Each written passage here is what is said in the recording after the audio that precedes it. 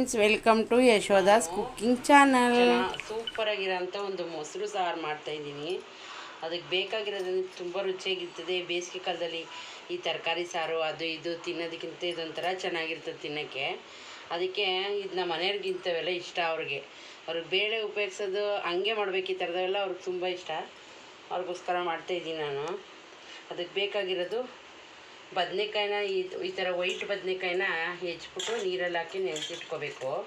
ಅದನ್ನು ಬೇಯಿಸೋಕೆ ಇಟ್ಕೋಬೇಕು. ಇದನ್ನು ಬದನೆಕಾಯಿ, ಮೊಸರು, ಈರುಳ್ಳಿ, ಕೊತ್ತಂಬರಿ ಸೊಪ್ಪು, ಉರಿಗಡಲೆ, ತೆಂಗಿನ ತುರಿ, ಬೆಳ್ಳುಳ್ಳಿ, ಹಸಿಮೆಣಸಿನ್ಕಾಯಿ, ಕರಿಬೇವಿನ ಸೊಪ್ಪು, ಸಾಸಿವೆ, ರುಚಿಗೆ ತಕ್ಕಷ್ಟು ಉಪ್ಪು, ಇಷ್ಟನ್ನು ಉಪಯೋಗಿಸ್ಕೊಂಡು ಸೂಪರಾಗಿರೋ ಮೊಸರು ಗೊಜ್ಜು ಮಾಡ್ತೀನಿ. ಮೀಡಿಯಮ್ ಆಗಿರೋಂಥ 2 ಬದನೆಕಾಯಿ ಯೂಸ್ ಮಾಡ್ತಾಯಿದ್ದೀನಿ. ಅದ್ರ ಜೊತೆನೇ ಬೇಯಿಸೋಕ್ಕೆ ಒಂದು 4 ರಿಂದ 5 ಹಸಿಮೆಣ್ಸಿನ್ಕಾಯಿ ಹಾಕ್ತಾಯಿದ್ದೀನಿ. ಅದೆರಡು ಬೇಯಲಿ. ಕಾಯಿ ಬೇಯೋಷ್ಟೊತ್ತಿಗೆ ಅದರಲ್ಲೇ ಒಂದು 5-6 ಮೆಣಸಿನ್ಕಾಯಿ ಹಾಕಿದ್ದೀನಲ್ಲ, ಅವೆರಡು ಬೇಯೋಷ್ಟೊತ್ತಿಗೆ ನಾನು ರುಬ್ಬಕ್ಕೆ ರೆಡಿ ಮಾಡ್ಕೊತಾ ಇದ್ದೀನಿ.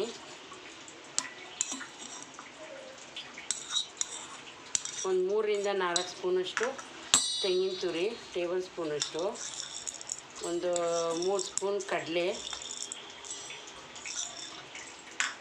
ಒಂದು ಚಿಕ್ಕದೊಂದು ಬೆಳ್ಳುಳ್ಳಿ ಗೆಡ್ಡೆ,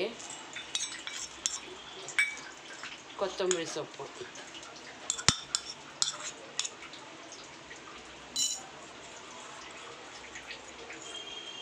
ಸ್ವಲ್ಪ ನೀರು ಹಾಕ್ಕೊಂಡು ಇದ್ರ ಜೊತೆಗೆ ರುಬ್ಕೊಳ್ಳೋಣ. ಸ್ವಲ್ಪ ನೈಸಾಗಿ ಪೇಸ್ಟ್ ಮಾಡ್ಕೊಳ್ಳೋಣ.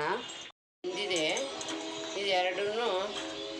ಇದು ಬೆಂದಿದೆ. ನೀರಿಂದ ಸಪ್ರೇಟ್ ಮಾಡಿಬಿಟ್ಟು ಈ ಬದನೆಕಾಯಿನ ಸ್ವಲ್ಪ ಆರಕ್ಕೆ ಬಿಡ್ತೀನಿ. ಬದನೆಕಾಯಿ ಮತ್ತು ಮೆಣಸಿನ್ಕಾಯಿನ ಆರಕ್ಕೆ ಬಿಡ್ತೀನಿ. ಈಗ ಸ್ವಲ್ಪ ಆರ್ಕೊಳ್ಳಿ ಇದು.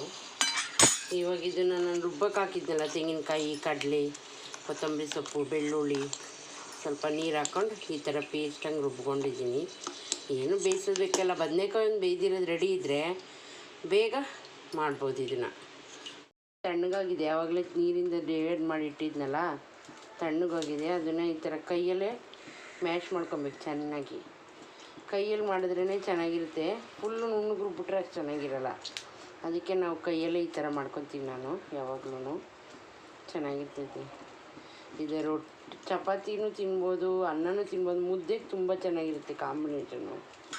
ಅದಕ್ಕೆ ಯಾವಾಗಲೂ ಒಂದೇ ಥರ ಮೊಸರು ಒಗ್ಗರಣೆ ಮಾಡ್ಕೊಂಡು ತಿನ್ನೋ ಬದಲು ಒಂದು ಚೇಂಜಾಗಿ ಈ ಥರ ತಿಂದರೆ ಚೆನ್ನಾಗಿರುತ್ತೆ. ಇಟ್ಕೊಂಡಿದ್ವಲ್ಲ ಆವಾಗಲೇ, ಅದಕ್ಕೆ ಮೊಸರು, ಬದನೆಕಾಯಿ ಎಲ್ಲ ಸೇರಿಸಿ ಮಿಕ್ಸ್ ಮಾಡ್ಕೊಂಡು ಈ ಥರ ಒಂದು ಒಗ್ಗರಣೆ ಕೊಟ್ಟರೆ, ಇದು ಕೈಯಲ್ಲಿ ಮಿಕ್ಸ್ ಮಾಡೋದ್ರಿಂದ ತುಂಬ ಟೇಸ್ಟ್ ಇರುತ್ತೆ. ಸ್ಪೂನಲ್ಲಿ ಅಂದರೆ ಅಷ್ಟು ಚೆನ್ನಾಗಿ ಮಿಕ್ಸ್ ಆಗೋಲ್ಲ. ನೋಡಿ ಈ ಥರ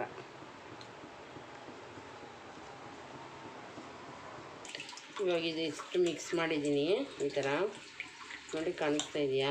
ಬದನೆಕಾಯಿ ಮಧ್ಯದಲ್ಲಿದೆ. ಇದು ಯಾವಾಗ ಒಂದು ಮನೇಲಿ ಏನಾದರೂ ತರಕಾರಿ ಇಲ್ಲ, ಏನಿಲ್ಲ, ಮೊಸರು ಮಾತ್ರ ಇದೆ, ಬದನೆಕಾಯಿ ಇದೆ, ಏನು ಮಾಡೋದು ಅಂತ ಯೋಚನೆ ಮಾಡೋಂಗಿದ್ರೆ ನೀವು ಈ ಥರ ಮಾಡಿಕೊಂಡು ಮುದ್ದೆ ಅನ್ನನೂ ತಿನ್ಬೋದು. ಮುದ್ದೆ ಅನ್ನನೂ ಚೆನ್ನಾಗಿ, ಮುದ್ದೆಗೂ ಚೆನ್ನಾಗಿರ್ತದೆ, ಅನ್ನಕ್ಕೂ ಚೆನ್ನಾಗಿರ್ತದೆ. ಬೇಕಂದರೆ ಪಲಾವ್ಗೂ ಹಾಕ್ಕೊಂಡು ತಿನ್ಬೋದು. ಈ ಥರ ಚೆನ್ನಾಗಿರ್ತದೆ. ಈ ಥರ ಮಾಡಿ ಪಲಾವ್ ಜೊತೆನೂ ತಿನ್ಬೋದು. ಇವಾಗ ಉಪ್ಪು ಹಾಕ್ತಾಯಿದ್ದೀನಿ. ಇದಕ್ಕೆ ರುಚಿಗೆ ತಕ್ಕಷ್ಟು ಚೆನ್ನಾಗಿ ಮಿಕ್ಸ್ ಮಾಡಿದ್ದೀನಿ. ಈ ಥರ ಇವಾಗ ಇದಕ್ಕೊಂದು ಒಗ್ಗರಣೆ ಕೊಟ್ಟರೆ ಹಂಗೆ ಊಟ ಮಾಡ್ತಾಯಿದ್ರೆ ಬಾಯಲ್ಲಿ ನೀರು ಹಂಗೆ ಬರಬೇಕು. ಅಷ್ಟು ಚೆನ್ನಾಗಿರುತ್ತೆ. ಆಲ್ಮೋಸ್ಟ್ ನಮ್ಮ ತುಮಕೂರು ಸೈಡವ್ರು ಈ ಥರ ಮಾಡ್ತಾರೆ. ಗೊತ್ತಿಲ್ಲದವ್ರು ಮಾಡ್ಕೋಬೋದು. ಇದಕ್ಕೊಂದು ಸ್ವಲ್ಪ ಒಗ್ಗರಣೆ ಹಾಕೋಣ. ಒಗ್ಗರಣೆಗೆ ಜಾಸ್ತಿ ಎಣ್ಣೆ ಹಾಕ್ಬಾರ್ದು, ಸ್ವಲ್ಪ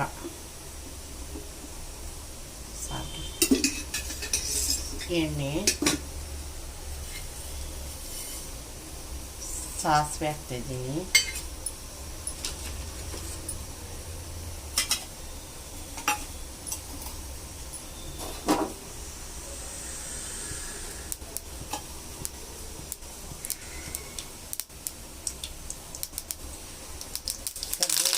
ಮಾಡ್ತಾಯಿದ್ದೀನಿ. ಇದಕ್ಕೆ ಈರುಳ್ಳಿ ಕಟ್ ಮಾಡಿ ಕಟ್ಟಿದ್ದಲ್ಲ ಒಂದು ಬೌಲಷ್ಟು ಹಾಕ್ತಾಯಿದ್ದೀನಿ.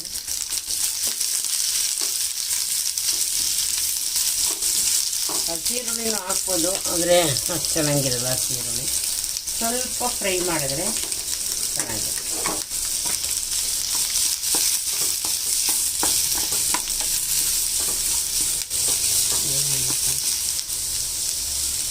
ಈ ಮೊಸರು ಬಜ್ಜಿ ಮಲೆನಾಡು ಕಡೆಯವ್ರು ಒಂಥರ ಮಾಡ್ತಾರೆ. ಅವ್ರು ಏನೋ ಒಂದು ಅಂದ್ಕೊಂಡು ಇದು ಜೀರಿಗೆ ಹಸಿಮೆಣಸಿನ್ಕಾಯಿ ಅದು ಮಾತ್ರ ರುಬ್ಬಿಟ್ಟು ಅವರು ಒಂಥರ ಮಾಡ್ತಾರೆ, ಅದು ಚೆನ್ನಾಗಿರುತ್ತೆ. ಇದು ಒಂಥರ ಚೆನ್ನಾಗಿರ್ತದೆ. ಮನೇಲಿ ಏನಾದರೂ ಬೇಳೆ ಗಿಳೆ ಎಲ್ಲ ಬೇಯಿಸ್ಕೊಂಡು ಯಾರಪ್ಪ ಸಾರು ಮಾಡ್ತಾರೆ, ಇವತ್ತು ಅಡುಗೆ ಮಾಡೋಕ್ಕೆ ತುಂಬ ಬೋರಾಗಿದೆ, ಆದರೂ ನಮ್ಮ ಮನೆಯವರು ಮುದ್ದೆ ಊಟ ಮಾಡೋಂಗೆ ಏನಾದರೂ ಮಾಡಬೇಕಲ್ಲ, ರಸ ಅವೆಲ್ಲ ಮಾಡಿದ್ರೆ ಊಟ ಮಾಡಲ್ಲ ಅನ್ನೋರು ಈಸಿಯಾಗಿ ಸಾಂಬಾರು ಮಾಡ್ಕೋಬೋದು. ನಮ್ಮ ಕಡೆ ಇದನ್ನು ಮೊಸರು ಬಜ್ಜಿ ಅಂತಲೇ ಕರೀತಾರೆ. ಮತ್ತು ಇದನ್ನ ನಮ್ಮ ಮನೆಗಳಲ್ಲಿ ಎಸ್ಪೆಷಲಿ ಮಹಾಲಯ ಅಮಾವಾಸ್ಯೆಗೆ ಇದು ಮಾಡೇ ಮಾಡ್ತೀವಿ ನಾವು. ಇದಿರಬೇಕು ನಮ್ಮ ಮನೆಗಳಲ್ಲಿ, ಅದು ಮಾಡೇ ಮಾಡ್ತೀವಿ ನಾವು. ಮಹಾಲಯ ಅಮಾವಾಸ್ಯೆಗೆ ಮಾಡಿ ನಾವು ಸೈಡ್ ಡಿಶ್ಶಾಗಿ ಉಪಯೋಗಿಸ್ತೀವಿ. ತುಂಬ ಮಾಡೇ ಮಾಡ್ತಾರೆ ನಮ್ಮ ಕಡೆ. ಈ ಥರವೇ ಸಿಂಪಲ್ಲಾಗಿರೋ ರೆಸಿಪಿಗಳು ನಾನು ಹೇಳ್ಕೊಡ್ತೀನಿ. ಮನೇಲಿರೋ ಅಂಥ ಇಂಗ್ರೀಡಿಯೆಂಟ್ಸೇ ಬೆಳೆಸ್ಕೊಂಡು ಏನು ಅಡುಗೆ ಮಾಡ್ಬೋದು ಅಂತ ಹೇಳ್ತೀನಿ ನಾನು. ಅದನ್ನು ಇವೆಲ್ಲ ನೋಡಬೇಕು ಅಂದರೆ ಸಬ್ಸ್ಕ್ರೈಬ್ ಮಾಡಿ. ನಾನು ಯಾವ್ಯಾವ್ದು ಮಾಡ್ತೀನಿ ಅದು ಬೇಗ ನಿಮಗೆ ನೋಡ್ಬೋದು, ನೀವೇ ಮೊದಲು ನೋಡ್ಕೊಂಡು. ಸ್ವಲ್ಪ ರೆಡ್ಡಿಶ್ ಆಗಿದೆ, ತುಂಬ ಬ್ರೌನ್ ಆಗೇನು ಬೇಡ, ಇಷ್ಟಾದರೆ ಸಾಕು. ಮಧ್ಯದಲ್ಲಿ ಕುರ್ಮ ಅಂತ ಸ್ವಲ್ಪ ಸಿಗ್ತಾಯಿದ್ರೆ ಊಟದ ಜೊತೆ ತುಂಬ ಚೆನ್ನಾಗಿರ್ತೈತೆ. ಸ್ಮೆಲ್ಲು ಅಷ್ಟೇ ಗಮ್ ಅಂತ ಇದೆ. ಈರುಳ್ಳಿ ಕರಿಬೇವು ಅದ್ರ ಕಾಂಬಿನೇಷನ್ನೇ ಚೆನ್ನಾಗಿರುತ್ತೆ. ಇವಾಗ ಇದನ್ನು ಬಿಸಿದೇ ಹಾಕಬಾರ್ದು ಫ್ರೆಂಡ್. ನಾನು ಒಗ್ಗರಣೆ ಮಾಡಿಟ್ಟಿದ್ನಲ್ಲ ಅದನ್ನು ಇದ್ರ ಜೊತೆ ಮಿಕ್ಸ್ ಮಾಡ್ತಿದ್ದೀನಿ. ಇದ್ರ ಜೊತೆ ಏನಾದರೂ ಅಳಸಂದೆ ಕಾಳು ಹಪ್ಪಳ ಇದ್ದರೆ ಮಾತ್ರ super combination. Thank you for watching. Like ಮಾಡಿ, ಶೇರ್ ಮಾಡಿ.